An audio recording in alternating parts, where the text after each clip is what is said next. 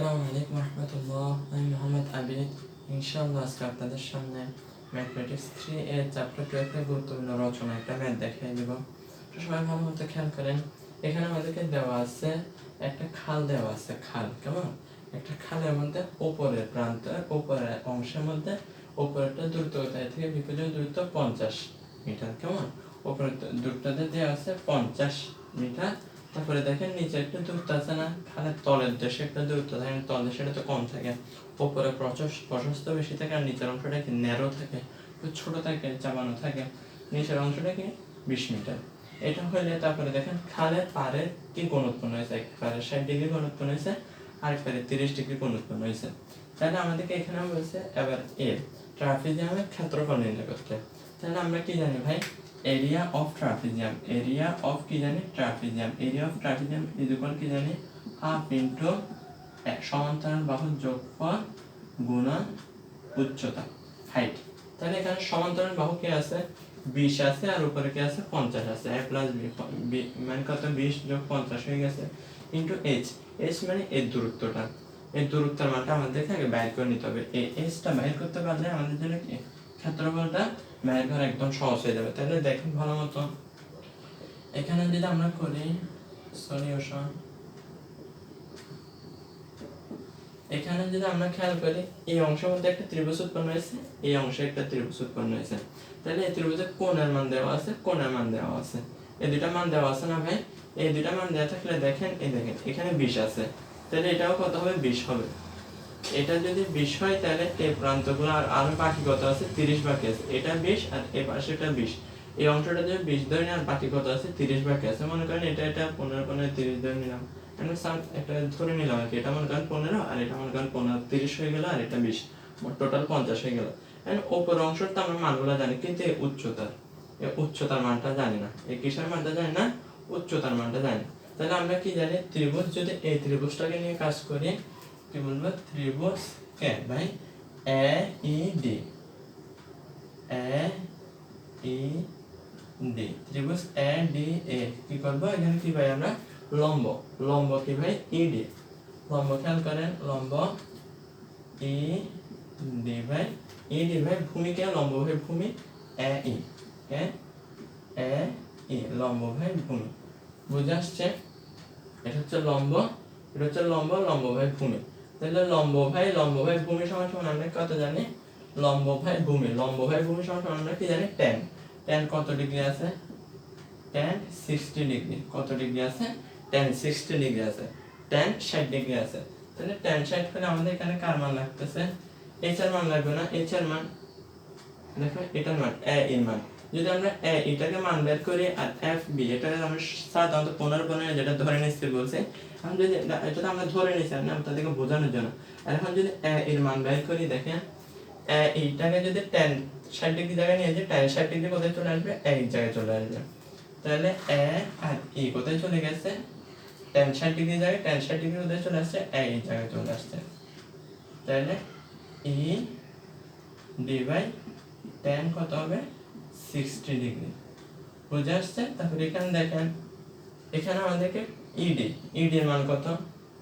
ED এর মান হচ্ছে যে আমাদের ইডি কত, আমরা কি ধরে নিয়েছি এস ধরে নিয়েছি, এফসিও কত ধরে নিয়েছি এস ধরে নিয়েছি। তাহলে ইডি এর জায়গায় আমরা কত বসালাম, এস বসালাম, আর tan 60 ডিগ্রি মান আমরা কত জানি, tan 60 ডিগ্রি মান, tan 60 ডিগ্রি মান জানি √3, tan 60 সমান আমরা কি জানি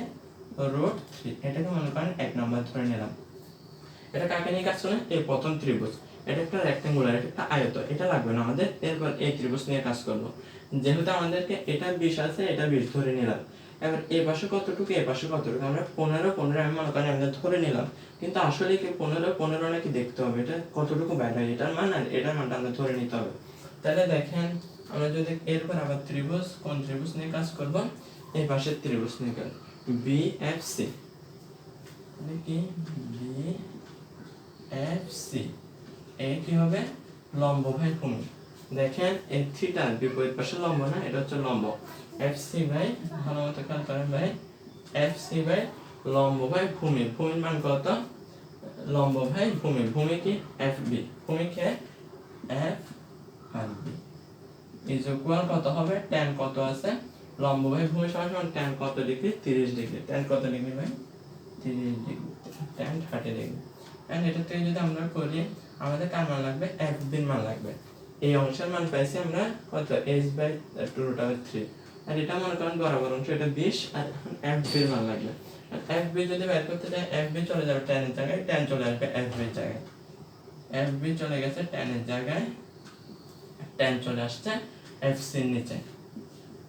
fc এর নিচে কি আসছে tan 30 ডিগ্রি হইছে ভাই বুঝে আসছে এখন রুট ইজ ইকুয়াল দিলে fc fc এর মান কত fc কে আমরা কি ধরে নিয়েছি h ধরে নিয়েছি না তাহলে fc এর জায়গায় আমরা h বসাতে পারি না fc এর জায়গায় যদি h বসাই tan কত হবে এটা একটা ছিল tan 30 ডিগ্রি এটা কত tan 30 ডিগ্রি সমান 1/√3 1/√3 এখন রুট 3 থেকে যদি উল্টায় দিই তাহলে h এর সাথে কে চলে যাবে h√3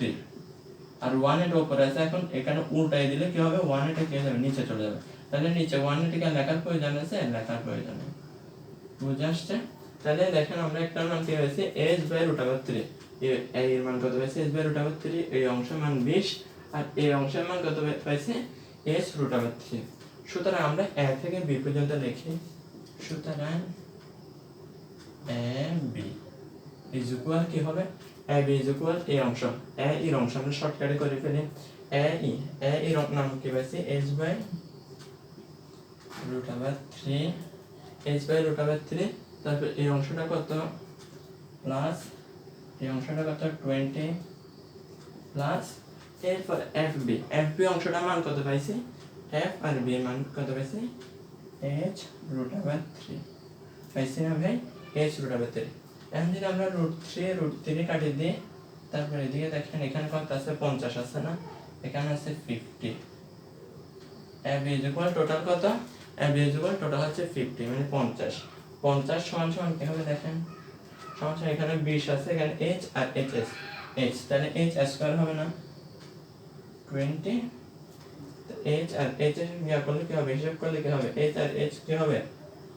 h স্কয়ার বুঝে আসছে ভাই একটু ভালো মতো খেয়াল করেন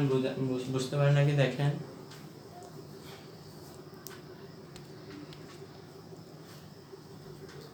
তাহলে ভাই খেয়াল করেন আমাদের ab এই টোটাল a থেকে b পর্যন্ত কি কি আছে এতটুকু একটা অংশ এতটুকু একটা অংশ কয়টা পার্ট আছে তিনটা পার্ট মিলে টোটাল কি হয় ab হয় তাহলে ab is equal প্রথম অংশ হচ্ছে a এর মান আমরা কত পেয়েছি h/√3 দিলাম তারপরে দেখেন প্লাস মাঝখানে কি আছে এটা নিচেরটা যেহেতু 20 এই অংশটা কত হবে 20 হবে তাহলে এটাও কত দিলাম 20 দিলাম প্লাস এরপরে শেষে কত অংশ আছে এই শেষ অংশ fb আর এই fb এর মান কত পাইছে h√3 পাইলাম না এতটুকু হইছে আমাদের এখন ab এর মান আমরা কত বসাতে পারি ab এর মান পুরোটা ab এর মান কত আমাদের 50 কত আছে 50 দিলাম 50 এর সাথে এই পাশে 20 আছে 20 এর পাশে প্লাস আছে এই পাশে চলে আসলে কি হয়ে যাবে -20 হয়ে যাবে -20 দিলাম is equal কি হবে দেখেন তো এখানে আছে h/√3 প্লাস এখানে আছে h√3 দেখেন এটা যদি আমরা লসাগু করি নিচে কি হয় √3 থাকে নিচে কি থাকে √3 থাকে কি থাকে ভাই √3 থাকে তাহলে নিচে যদি √3 বসাই এই দেখেন 20টা তো এই পাশে চলে আসছে এখন এখানে কি থাকে হর দিয়ে ভাগ লব দিয়ে গুণ √3 এর সাথে √3 ভাগ করলে 1 এর সাথে নিচেরটা দিয়ে ভাগ উপরটা দিয়ে গুণ 1 কে h দিয়ে গুণ করলে h তারপর এখানে কি হবে প্লাস হবে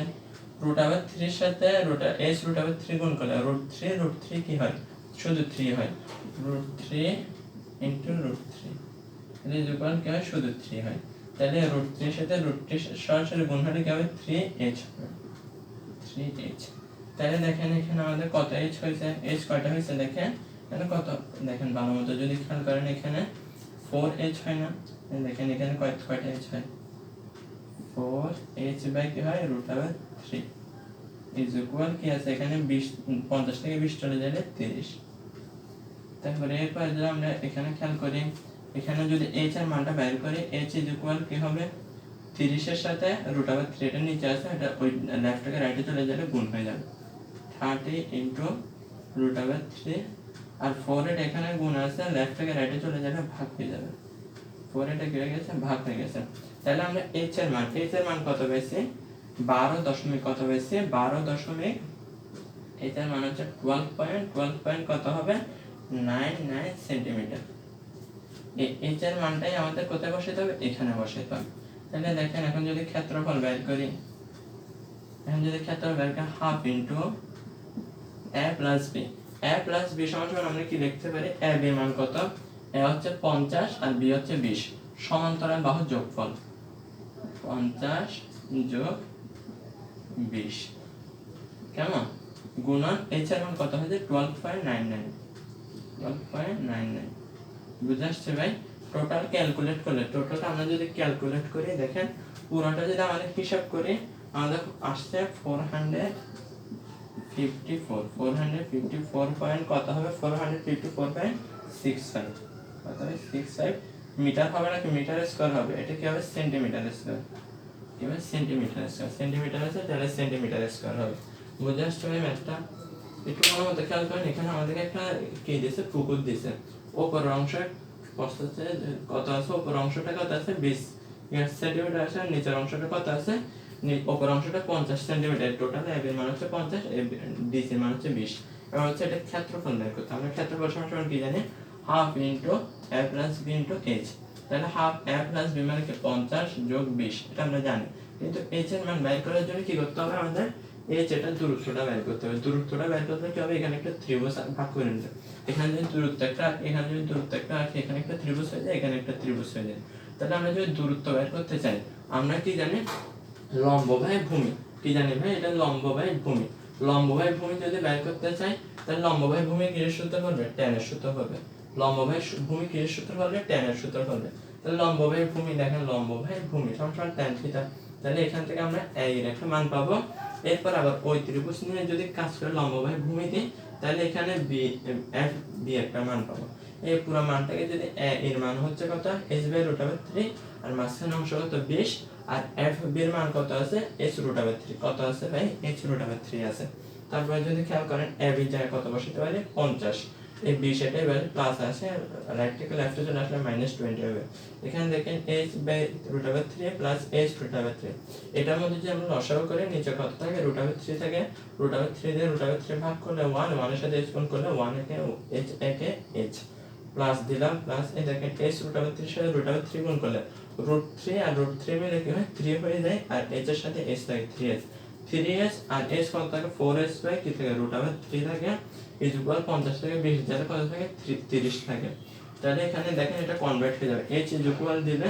30 এর সাথে √3 উপরে চলে যাবে 4 এটা গুণে আছে এই পাশে তাহলে ভাগ হয়ে যাবে পুরোটা মান কত 12.99 কত ভাই 99 12.99 যদি h এর জায়গায় বসাইতে আমরা কত হবে 454.65 সেন্টিমিটার স্কয়ার বর্গ সেন্টিমিটার। ঠিক আছে ভাই সবাইকে ধন্যবাদ। পড়াগুলো একটু ভালো মতো দেখেন নিজের একটু চর্চা করেন না অবস্থায় জানান আমার কিছু ভুল হলে আমাকে মাফ করে দিবেন আমার ভুলগুলো একটু দেখাই দিবেন। ঠিক আছে ধন্যবাদ। আসসালামু আলাইকুম।